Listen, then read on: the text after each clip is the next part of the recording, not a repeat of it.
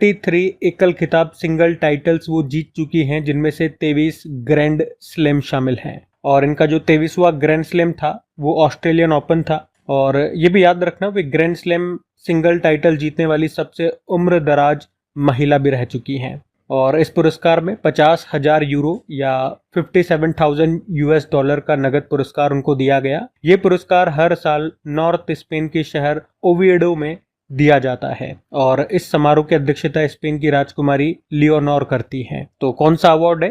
Princess of ऑस्ट्रेरियस sports award 2025 के लिए दिया गया सेरेना विलियम्स को। अमेरिका की टेनिस प्लेयर रह चुकी है। और टेनिस प्लेयर से एक नाम अभी अभी मैंने आपको बताया था, एक प्लेयर है सिमोना हालेप, वो रोमानिया की टेनिस प्लेयर है, क्योंकि इस साल उन्होंने संन्यास ले लिया, तो उनका नाम ध्यान रखना। अभी टेनिस में सबसे बड़ा जो ग्रैंड स्लैम इवेंट होता है, वैसे साल में 4 ग्रैंड स्लैम होते हैं, उसमें से अभी एक हो चुका है ऑस्ट्रेलियन ओपन, वो याद रख लेना। उसमें मेन सिंगल जीता जेनिक सिनर ने, इटली के हैं, और वुमेन सिंगल जीता है मेडिसन कीज ने, वो अमेरिकी हैं। वैसे अवार्ड वाला प्रश्न ना, तो अवार्ड के ही कुछ इंपॉर्टेंट क्वेश्चंस मैं आपको रिवाइज करवाता हूँ, देखना जरा। तो एक तो सबसे इंपॉर्टेंट ये प्रश्न हो जाएगा, लता दीनानाथ मंगेशकर पुरस्कार 2025 दिया गया कुमार मंगलम बिरला को। मधुसूदन साई को मानवीय प्रयासों के लिए फिजी देश का सर्वोच्च नागरिक सम्मान मिला था, उसे कहते हैं companion of the order of Fiji. और अभी 72वां मिस वर्ल्ड का आयोजन किया जा रहा है, आपको पता है हैदराबाद में किया जा रहा है। और अभी इसी में प्रतिष्ठित मानवतावादी पुरस्कार दिया गया सोनू सूद को। 2025 का यूनेस्को गिलर्मो कैनो विश्व प्रेस स्वतंत्रता पुरस्कार ला प्रेंस को दिया गया है। ला प्रेंस ये कोई व्यक्ति नहीं है, ये निकारागुआ का 100 साल पुराना अखबार है। और इसी के कारण हमने एक और न्यूज करंट अफेयर्स में पढ़ी थी कि इस फैसले के बाद निकारागुआ जो देश है वो यूनेस्को से अलग हो गया है। वर्ल्ड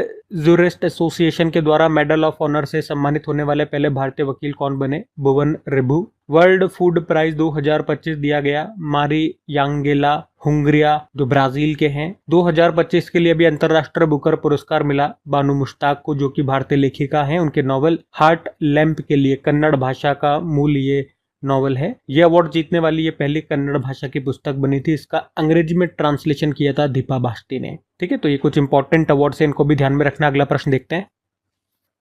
फिर अगले में पूछ रहे हैं, हाल ही में विश्व तंबाकू निषेध दिवस ये कब मनाया गया? तो आंसर होगा 31 मई को। तो हर साल विश्व तंबाकू निषेध दिवस वर्ल्ड नो टोबैको डे के रूप में मनाया जाता है। थीम है उज्जवल उत्पाद, काले इरादे, अपील का पर्दाफाश। इसे मनाने का उद्देश्य है लोगों को तंबाकू के उपयोग के खतरों के बारे में शिक्षित करना। और आपको याद हो, पिछले साल हमारी जो बैडमिंटन प्लेयर है पीवी सिंधु, उनको तंबाकू नियंत्रण के लिए ब्रांड एम्बेसडर भी बनाया गया था। अब ये मई का आखिरी दिवस था और आज मैं एक काम करता हूं, मई के जो भी इंपॉर्टेंट डेज थे वो सारे एक बार स्टार्टिंग से लेकर एंड तक आपको रिवाइज करवा देता हूं, क्योंकि आज ये आखिरी बार होगा जब हम मई के सारे इंपॉर्टेंट डेज रिवाइज कर रहे हैं, वरना अब हम जून महीने में एंटर कर चुके हैं, तो अब जून के डेज देखेंगे। तो बिल्कुल ध्यान से सुनना, मेरे साथ साथ बोलने की कोशिश करना हो सके तो। सबसे पहले 1 मई को हमने श्रम दिवस लेबर डे मनाया। 2 मई को विश्व ट्यूना दिवस। 3 मई को विश्व प्रेस स्वतंत्रता दिवस। 4 मई को कोयला खनिक दिवस। 4 मई को इंटरनेशनल फायर फाइटर डे। 6 मई को वर्ल्ड अस्थमा डे। 7 मई को वर्ल्ड एथलेटिक्स डे। 8 मई को विश्व थैलेसीमिया दिवस। 8 मई को विश्व रेड क्रॉस दिवस। 10 मई को विश्व प्रवासी पक्षी दिवस। 11 मई को नेशनल टेक्नोलॉजी डे। 12 मई इंटरनेशनल नर्स डे। 15 मई अंतर्राष्ट्रीय परिवार दिवस। 16 मई अंतर्राष्ट्रीय प्रकाश दिवस। 16 मई नेशनल डेंगू डे। 17 मई को विश्व दूरसंचार यानी कि टेलीकम्युनिकेशन डे। 17 मई को विश्व उच्च रक्तचाप दिवस, हाइपरटेंशन डे। 18 मई को वर्ल्ड एड्स वैक्सीन डे। 20 मई को वर्ल्ड बी डे, मधुमक्खी दिवस। 20 मई को विश्व माप विज्ञान दिवस। 21 मई को राष्ट्रीय आतंकवाद विरोधी दिवस। 21 मई को अंतर्राष्ट्रीय चाय दिवस। 22 मई को अंतर्राष्ट्रीय जैव विविधता दिवस। 23 मई को विश्व कछुआ दिवस। 25 मई को वर्ल्ड फुटबॉल डे। 25 मई को वर्ल्ड थायराइड डे। 28 मई को वर्ल्ड हंगर डे। 28 मई को मेंस्ट्रुअल हाइजीन डे, मासिक धर्म स्वच्छता दिवस। 29 मई को इंटरनेशनल एवरेस्ट डे। 29 मई को ही संयुक्त राष्ट्र शांति सैनिकों का अंतर्राष्ट्रीय दिवस और 30 मई को अंतर्राष्ट्रीय आलू दिवस और हिंदी पत्रकारिता दिवस के रूप में मनाया। तो ये मई के सारे इंपॉर्टेंट डेज थे, ये हमने यहाँ पे आज रिवाइज कर लिए, ध्यान में रखना। अगला प्रश्न देखते हैं।